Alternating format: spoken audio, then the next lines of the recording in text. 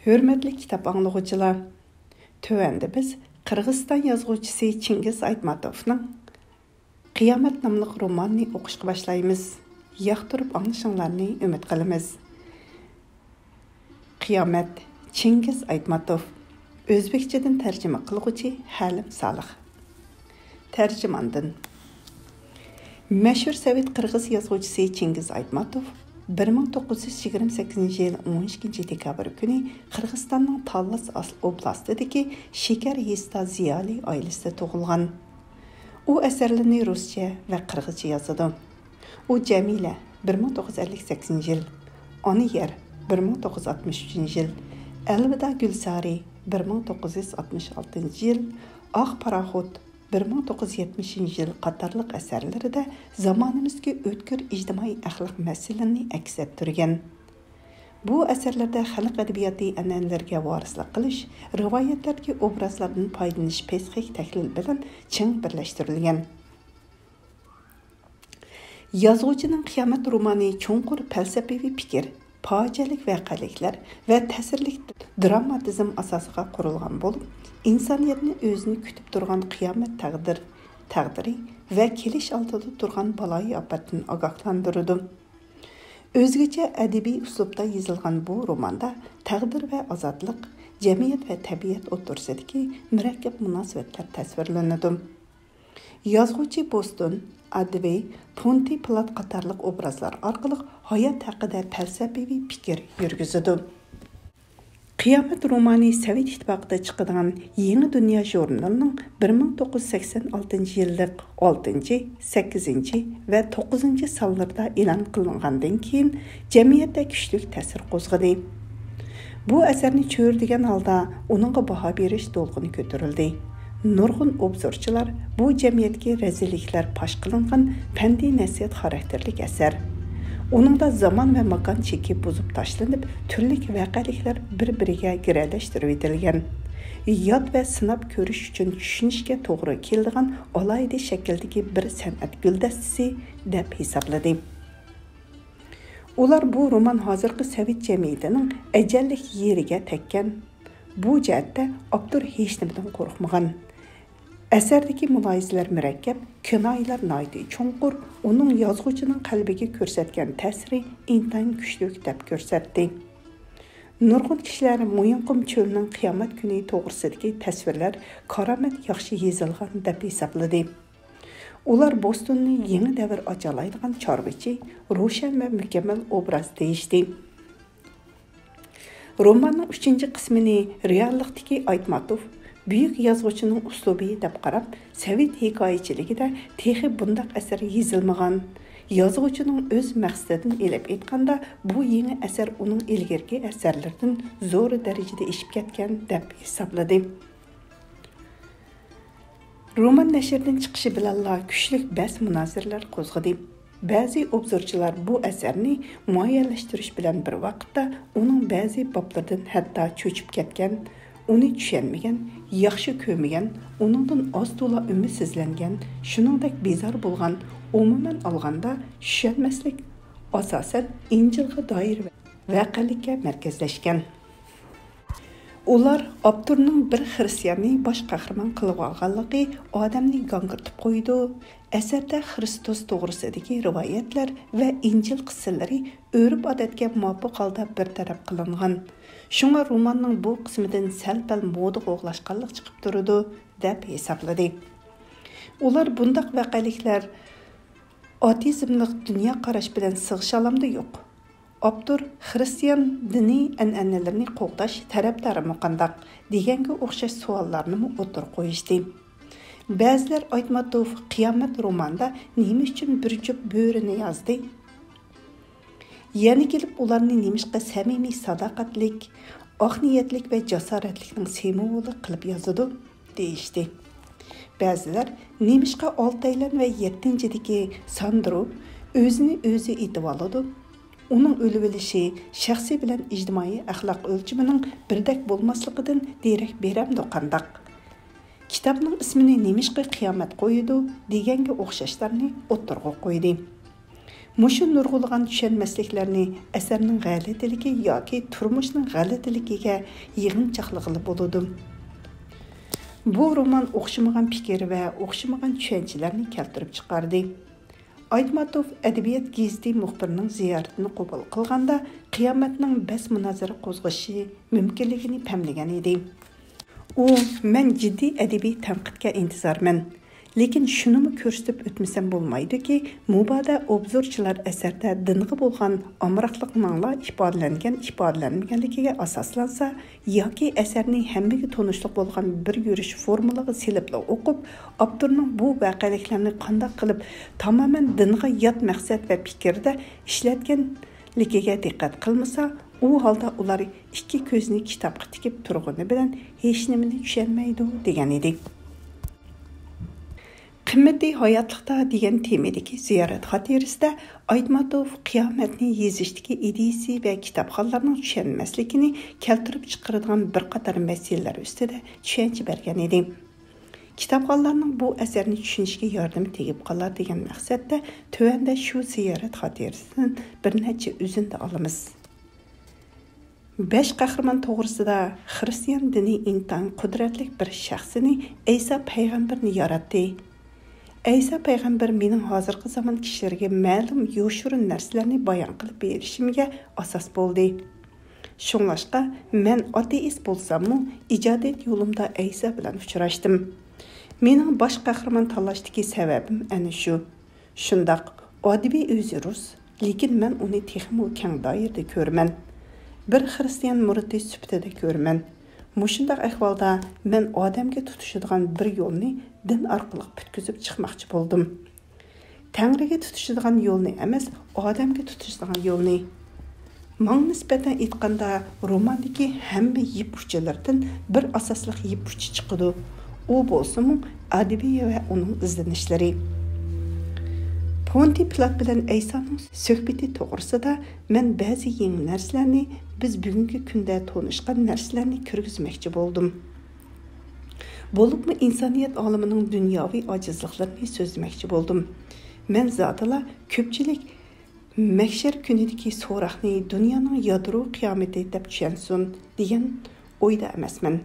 Lekin dal shundaq tahdidning mavjudligini his qilganligim uchun qo'rqishga tegishli dunyoning o'ydirib chiqarilgan sirli qiyomat kuni emas, balki o'zimiz qilib qo'yishimiz ehtimoli bo'lgan qo'rqinchli reallik bo'lib qoladigan ish ekanligining kuchimning yetishicha isbotlashga majbur bo'ldim.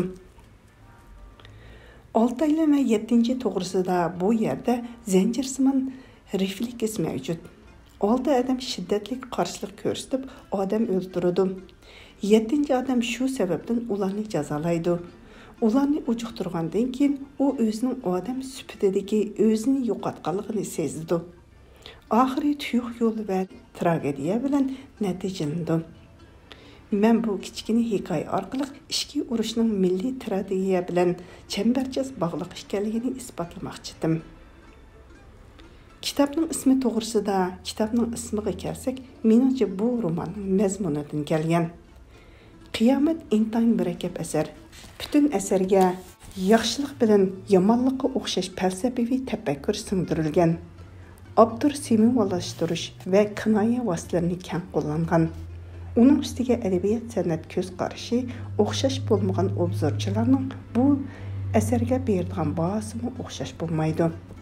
Shunga qiyomatning bas munozara qo'zg'ishi noiti tabiiy bir ahvol. Bas munozara kitobxonlarning asarni texmo atrofli va chunqur tushunishiga yordam beradi xolos. Birinchi qism, birinchi bo'lim. Qishning qisqa kuni Narsidaning nafsidek bir pasla ilib turdi-da, uzoq o'tmayla tog'larning kungay qaptallarida havo buzilishga boshladi. Muzliqlardan sovuq shamol urg'ila turdi. Jilg'a va o'ngurlarni baldir tushgan qorong'ulik noiti tezlik qopladi. Qor shivirg'anlik kechining izg'irin sovuqi borgan sari kuchaydi. Atrofni qalin qor qoplagan bo'lib, bu bambash tabiatning o'z xohishi bo'yicha to'rt atrofga o't qo'ygandek, buningda 2 kun ilgari to'satdan shiddatli qor bo'ron bilan ko'milganligining natijasi edi. Issiqko'l tog' tizmalari qor ko'rpalari bilan qoplanib turadi. Tağlar qara quyun ichida qolgan bo'lib, osmon gumbizi ko'rinmaydi. G'uvalishib ketgan atrof sukunatga cho'mgan edi. Havoning rangi birdilla ichildi. Shundan keyin qish bo'rni tinchib, butunlayla qor tegida qolgan tog'lar yetimsirgan holda o'maygan peti qetib qilishdi. Mana shu kun petayotgan paytda Uzunchoq daryosini bo'ylab osmon gumbizida sallik bulutlar qo'ynida qizirib turgan Alamango muzdovini tarafga o'tib ketayotgan eg'ir tik uchar aeroplanning guldirlagan ovozi dam-dam yiqilishib, barmasiri kuchaymoqda edi. Shuning bilan bu ovoz butun atrofni tovush va yo'riqlikdan boshqa hech narsa yetib bora olmaydigan cho'qqilar, tog' tizmalari ve мәңгі ermaydigan kök muzliqlarni öz hükümranlığı astıga aldı. Tağı taşlarga urilib, burunqisini necha haslab kuchaygan ovozlar bosh ustida shunchalik ayımasdan dahshat salatdiki, yana azroqla shundoq davom qildigan bo'lsa, yer o'ngtirilib ketadigandek, qiyomat qoyim bo'ldigandek qiladi. Jiddiy paytmi yiqilishib qoldi. Tik uçar aeroplan uçup etiyotganida güldirlashlarning zo'r tüpaylidan yo'l ustidagi shamol yollab ketgan tik qiya bag'ridan qo'ram tashlari ko'chib o'rnidan qo'zg'aldi-da, ondan shu zamatla xuddi qon uyg'ongandek aylanib to'xtadi. Beqaror mualliq tashlar xuddi shuni kutib turgandek bir necha eg'ir, to'limi egiz hangdan orqama-orqa chang to'zon ko'tarib, shiddat bilan gurildab, aylanib uchib bo'ladi. Tağ yan bağırğa kelgende taşlar xuddi zemberek o'qidek vijildab tushib, qizil tal ve qaraqat butaqlarını yerib o'tib, qar tozallarını kökka so'rgan beti, egizin esilib turgan qiyo tüvide qo'yiq butaqlar bilan qoplangan o'ymanda ikki tarafı muz tutib ketgan jilg'i bo'yidagi bo'ri ini og'zida to'xtadi. Çişi bo'ri akbara ustidan g'ulab tushgan taşlar qar uyumlarından çöçüp özünü arqaga aldı da qarangı öngür tarafga çekindi. Yelkisidagi yalları tilkilishib, ko'zlari vol-vol qilib, vahshiyana o't chechib, qandoqlab balo kelmasin, uningga qarshi etilishga tayyorlanib turdi. Lekin u bekaga xavotirlangan edi. Ochiqdash yomon, ustingda qo'g'layotgan tik uchar aeroplandan hech nega qechib qutula olmaysan. O tınmay kayningdan qalmay izim-iz taqib qilib kelaverdi. Tik uchar aeroplan pildirlig'ishlarining quyuni avtomatdan yomg'irdak yog'dirilgan o'qlarning vijildishi yuragingni azob va qo'rqinish bilan to'ldirdi. Yo'riq dunyoda tik uchar aeroplandan omonlik kutma. Qechib qutulgan, sho'rliq beshingni panoh qilgan to'shik-po'shikmi yo'q. Qo'g'lab kelayotganlarning jinini qutqizib, yerga kirib ketay desang, yermi yerilmaydi. Tog'larning yo'li boshqa. U yerlarda doim qechib qutulishga bo'ladi. Toki xim xatar o'tib ketguncha yoshirinib yotqudek biror joy tepildi. Bu yerlarda tik uchar aeroplan qo'rqinchli emas. Tik uchar aeroplanlarning o'zi tog'lardan qo'rqidi. Biroq qo'rqonga qo'sh ko'rinar degan gap bor. Onun üstüge bir qitim yurak aldı bolgan yeri bor. Tik uchar aeroplan yiqilishib kelayotganida Akbara qattiq g'ingshishga boshladi. U beshini ichiga tiqib tugilib oldi, lekin baribir bardashlik bera olmadi. Ojiz ichinishli qandoqdir bir qo'rqinishga tushib, birdilla bor ovozini qo'yib berib, huvlab tashladi. Alam hasrat dastida tishlarini g'uchirlatib, shu yerning o'zida qattiq elishga hozirlanib, qo'rsiq bilan g'arning og'zi tarafga surildi. Uning nazarida shunda qilsa, to'mir yalmovuz uzunchoqdan qechib ketadigandek, tog'u toshlar tinchiydigandek, zilzillar to'xtab qoldigandek edi.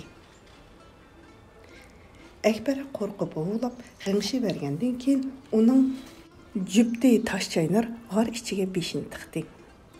Akbara eg'ir oyoq bo'lib qolgandan beri taş çaynar ko'p vaqtini inida emas, o'nkirdan uzoq ketmay, qilin va tinish qarqat chatqonlari orasida o'tkazadi. Tishlari xanjardek o'tkir bu bo'ri har qanday narsani chaynab titib tashlashga tayyor bo'lgani uchun shu atrofdagi cho'ponlar uningga taş çaynar deb nom bergan edi. Taşçaynar jüptining yeniga sürilib keldi-da, uni balo qazonlardan qutqizib qolmoqchi bo'lgandek, gavdasi bilan to'sib, tasalli bergandek g'ingshidi. Akbara uning qo'yniga mahkamroq tiqildi-da, adolatsiz osmondimi yoki boshqa birovdimi va yoki sho'r peshona qismatidimi nola faryod qilgandek g'ingshidi. Tek uchar aeroplan Alamangoning oq qorliq ko'k muzliq davandan halqib o'tib, bulutlar keynida ko'zning g'oyib bo'lgandan keyinmi Akbara yana xeyligacha o'ziga kelolmay g'al-g'al titrab turdi. Koinotni bosgan sukut butunlay mushu tog'larni besib olgandek atrof jimjitlik cho'mdi. Akbara kutilmaganda ichida nimaningdir qimirlayotganligini, turtayotganligini aniq his qildi. Akbara bir kuni bu texi o'g'i amdili chiqayotgan chog'lar edi. Bir saklabla yo'g'on to'shqonni besib olganligini esladi. Shu chog'da u to'shqonning qo'sqida qandoqdir ko'zga ko'rinmas kichik maxluqlarning qimirlayotganligini sezgandek bo'lgan edi. Bu narsa yosh kishi bo'rini hayron qoldirgan. U quloqlarini dingaytgan peti o'ljisiga hangiqib qarab qolgan edi. U buningga shunchalik tan qilib qiziqib ketgan ediki, xuddi mushuk chala o'lik chashqarni o'ynagandek, umu aşı o'zi ko'rinmay qimirlayotgan maxluqlar bilan o'ynashmoqchi bo'lgan edi. Mana endi o'z qo'rsqida kutilmaganda tiriklik hamilisini his qilib turibdi. Bu aman esenchilik bo'lsa, 1,5-2 haftadan keyin dunyoga keldiganlarning o'zlaridan berayotgan xabar edi. Lekin hozircha texi yo'riq yuzi ko'rmagan qip-qizil küçükler ana qo'rsqidan chiqmagan bo'lib, uning bilan bir jon bir tan bo'lib turadi. Shuning uchun onani qo'rqitib etgan, tahlika va dakki-dukiga solgan boyiqi hollarni ularmi qo'rsaqda yotgan peti sezgan, boshdan kechirgan edi. Ular tashqi olam borligini, uningda yovuz muhit mavjudligini shu tariqada tunji qetib sezgan edi.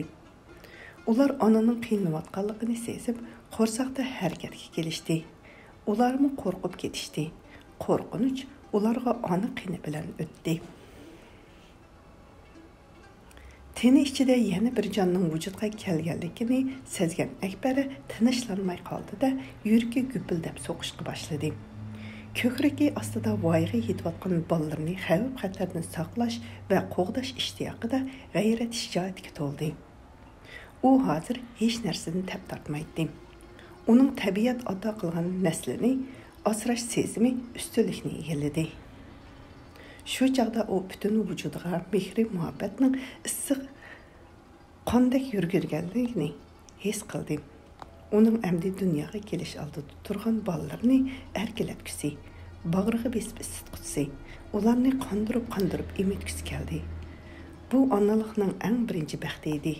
U qo'rsqi ostidagi ikki qator bo'lib, tizilib, qizirib, sangilab turgan emchaklaridan to'xtamay sut teshib turishini o'ylab zoriqib ketdi. Hatto mazza qilgandan ingrab tashladi va ko'zlarini yumib oldi. U ini imkon berganicha badanini so'zib, asta erkalashga boshladi. Shuningdek yuragi biroqla joyiga tushib, yana o'zining ko'k yolliq tosh chaynarga yiqiroq surildi. Tosh chaynar yollari qilin o'sgan hayvatlik va baquvvat bo'ri edi. Shunchalik qaysar va qo'rqmas ekanligiga qaramay, umu jubdining ko'nglidan nimalar kechayotganligini sezdi. Uning nazarida jubdining qo'rsqida biror hodisa yuz berayotgandek qiladi. Buni o'ylab uning chiroyi ochildi. Tosh chaynar quloqlarini dingaytib, qapoqdaq yo'g'on kallasini ko'tardi. Shu chaqda uning o'ridagi chunqur qaramtil ko'zlarining qarchuqlaridan so'g'uq nuri chechilib, ulardan qandoqdir bir shaba, allaqandoq yaqinlik sezim ko'ringandek bo'ldi. U asta tomoqini qirib g'uvladi. Shuning bilan jubdiga mehr muhabbatini, uning har qanday balo qazodan saqlashga tayyor ekanligini, ko'kkiz qanchuqilga g'ing qilmay bo'ysundiganligini izhor qildi va shuningdan keyin Akbaraning beshini, bo'libmi uning chaqnab turgan ko'k ko'zlarini va tumshuqini yo'g'on issiq sho'lga iqib turgan tili bilan erkiltib yalabla ketdi. Akbara Toshchaynarning tilini yaxshi ko'radi. Uning qini qaynab, betaqat bo'lib xiris qildigan chaqlarimi tilining yilondek yumshoq bo'ldig'ini to'lg'inib, jonlanib ketishini yoqtiradi. Lekin o'zini hech narsani sezmagandek beparvo qilib ko'rsatdi. U go'sh mayga rosa to'yib, xotirjam rohatlanib yotgan chaqlardimi Toshchaynarning sho'lga iqib turgan ipakdek yumshagan tilini yaxshi ko'radi. Bu ikki jonivorning boshchisi, aqlchisi Akbara edi. Onu u boshlab beradi. Toshchaynar bo'lsa uning qora quli bo'lib, amr farmonni g'ing demay bajo keltiradi. Uning ishongan teg'i edi. Toshchaynarmi hech qachon herish charchashning nimaligini bilmaydi. Ularning o'tirsidagi shundoq muomala zotli buzilgan emas. Faqat bir kuni kutilmagan hodisa yuz berdi. Toshchaynar kechicha yo'q bo'lib ketdi-da, tong saharda butunlay boshqa bir qanjoqning badbo'y hidini o'ziga choplashtirgan peti qaytib keldi. Tamtirab yurgan erkak bo'rilarni 10 chaqirimligan yiroq yerlardan maraz hidiga chaqiradigan, ashu yeb to'ymaydigan yo'ha bo'rining purqiga Akbara zotla taqat qilib turolmadi. Qattiq g'ashliga kelib ochchig'i tutdi, nafrati qo'zg'aldi. To'satdan shartli qilib Toshchaynarning yelkasiga tishlarini qattiq battirdi. Ondan bir necha kungacha uningga ochiq chiroy bermay, kaynidan yolg'izib yurdi. So'lashgan, obro'yini to'kkan ahmoqni o'ziga yaqinlashtirmadi. U dodlab har qancha xushamat qilsa-mu, uning o'ziga hech qanday aloqasi yo'qdek, go'yo endi uni o'lib ketgandek his qilib, qayrilib qarab qo'ymadi.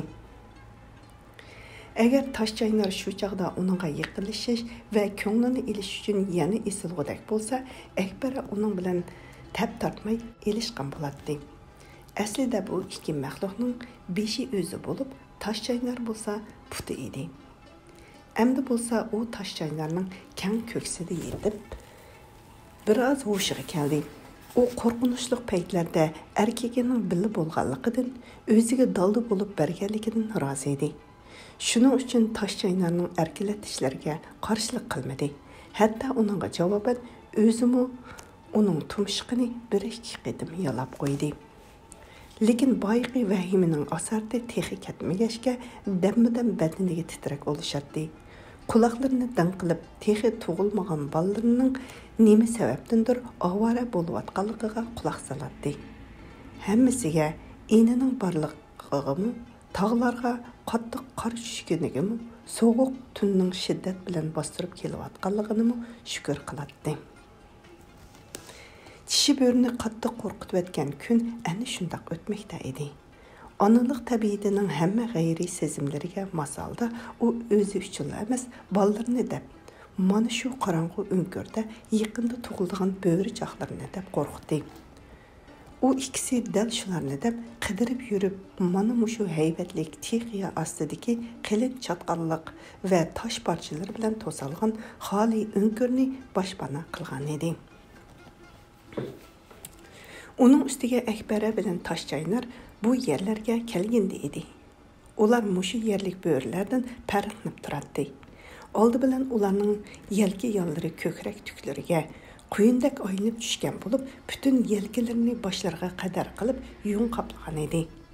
Xuddi cho'l bo'rininkidak yollari oqish ko'kish tusda tavunib turadi. Shuning uchun bularni oq yol deb atashadi. Oqyallar issiq ko'lning tog' atroflarini makon tutgan yerlik bo'rilardan cho'ngroq, gavliga kerak edi. Agar Akbarani yaqindan birari ko'rib qolgan bo'lsa, uning tiniq ko'zlaridan butunlay hayron qolgan, bundiqini boshqa yerda hech qachon uchratmaganligini his qiladi. Shu yerlik cho'ponlar bu tishi bo'rini oqtol deb yurishdi. Keyin berib Akbara deyishdi. Yana bir muncha vaqtlar o'tgandan keyin bo'lsa, Akbara ulug' deb atashdi. Kim degan bo'lsa-mu degandi, lekin uning shunday nom berilishi bekor emas edi. Buningda yaratquchining hukmi bor deb qiladi. Bultur bu yerlarda ko'k yollar yo'q edi. Ular kelishi keldi. Lekin hech kimga qo'shilmay bo'lak yurishdi. Ular boshda bu yerlarning aslidagi egalari bilan to'qnashib qolmayli deb ko'pincha egisiz yerlarda chatlab yurib, bariga qanoat qilib jon saqlashdi. Keyincha o'lcha izlab odamlarni yashaydigan pastdagi joylarga put tiqishga boshladi. Lekin baribir yerlik bo'ri to'plarga qo'shilmadi. Ko'kko'z bo'ri Akbara ochliqdan o'lsa o'ladiki, boshqalarga yolurib va beqindi bo'lib yashashga unamaydi. Hamma narsani vaqt hal qiladi. Bara-bara kelganda ko'kyallar mahkam put tirab turishdi. San-sanoqsiz xatarlik janglarda issiq ko'l edirlaridagi ko'p yerlarni tortib olishdi. Hamma narsaga ega bo'lib olishdi.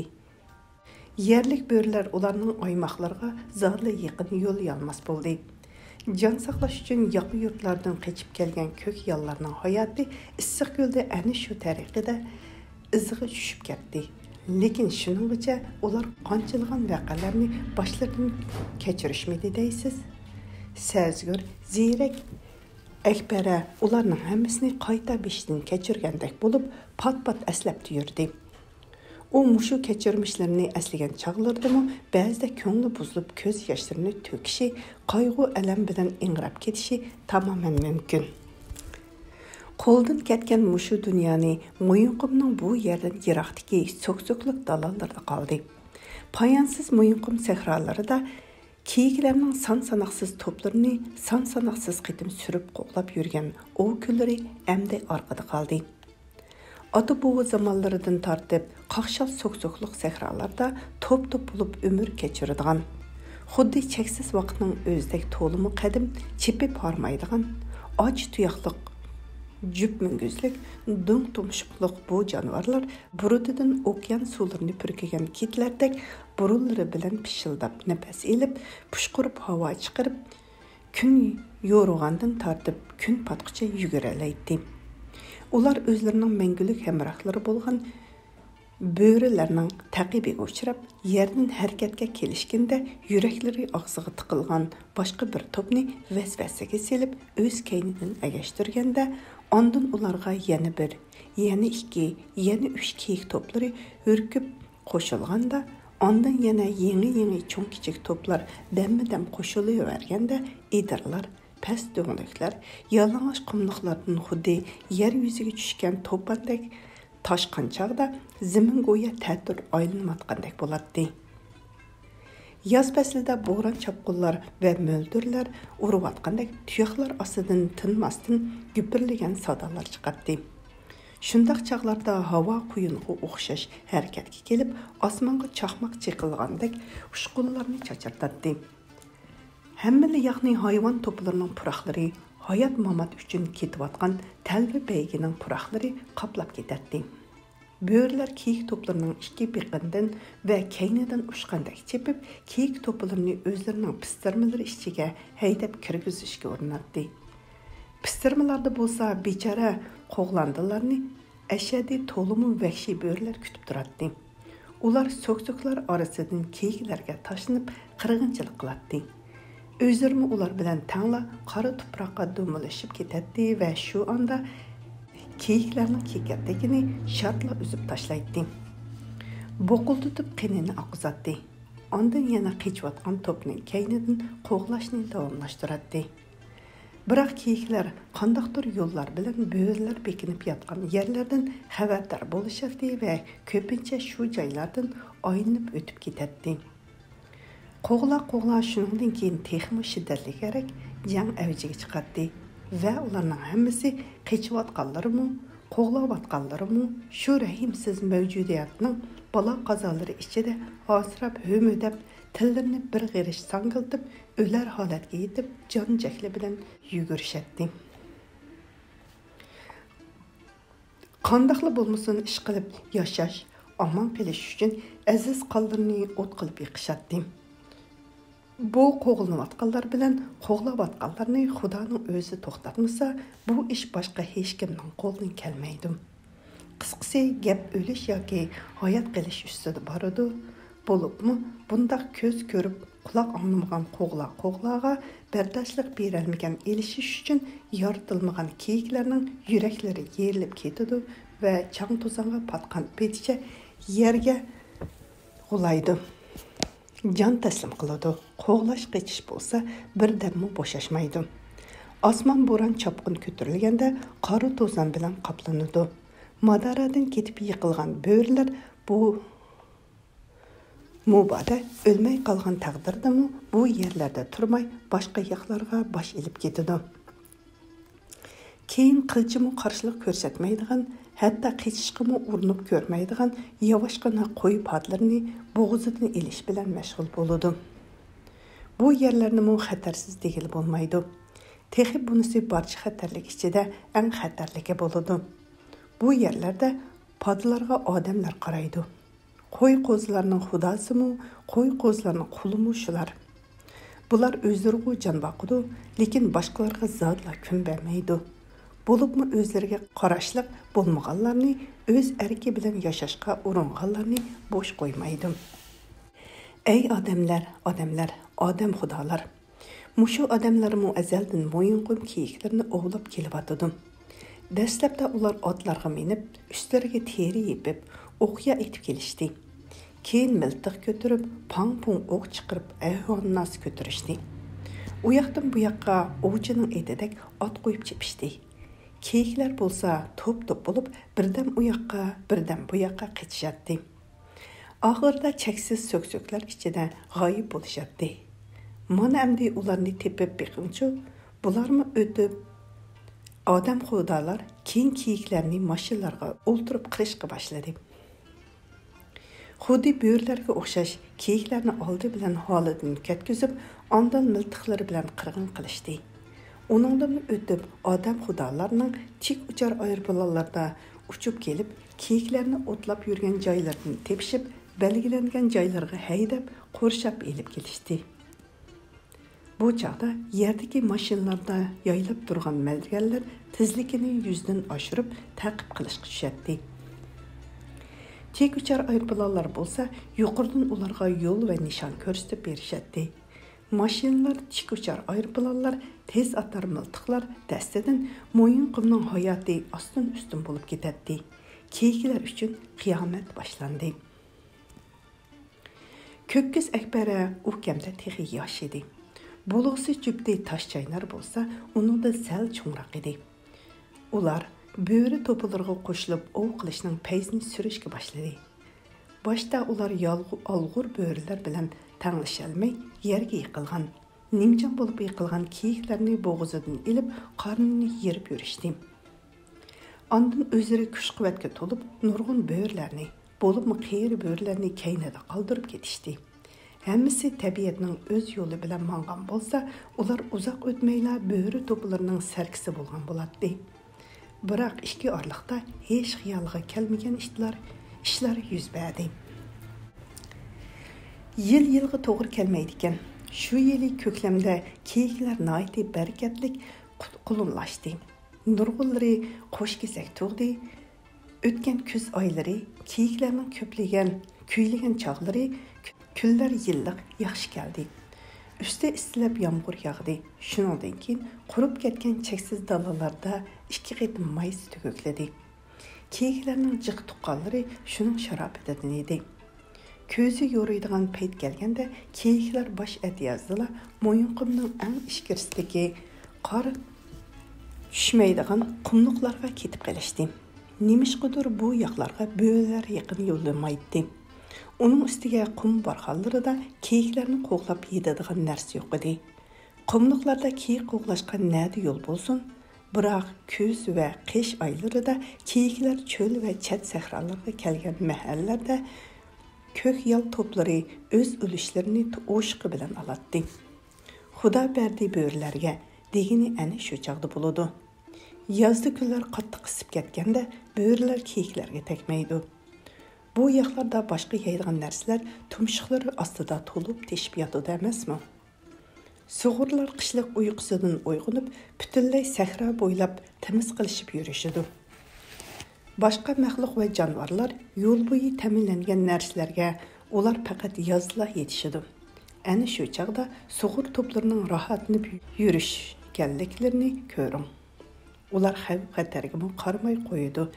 Ana shu chaqda bo'ri deganning kuni tug'di. Sug'ur ovi boshlandi. Har narsaning o'z vaqti soati borda. Qishda sug'ur deganning Ən qatның tuxumi. Yaz aylarında böğürlər sülaysun, kəklik qatarlıq canavarlarni olca qılıb kun keçirişidi. Lekin ən uluq ov, kiyik ovu küzdə başlandı. Ondan ta qish oxirlashgacha so'zildi. Har narsaning vaqti soati keladi. Çöl dəşlərdə hayatning shu tariqida təvrinib turishi tabiatning adolatidan bo'lsa kerak. Mo'yinqumda azaldan tortib davomlashib kelayotgan tirikchilikning bu qonuniyatini yoki tabiat ofat va yoki inson bolasila izdan chiqarib etishi mumkin.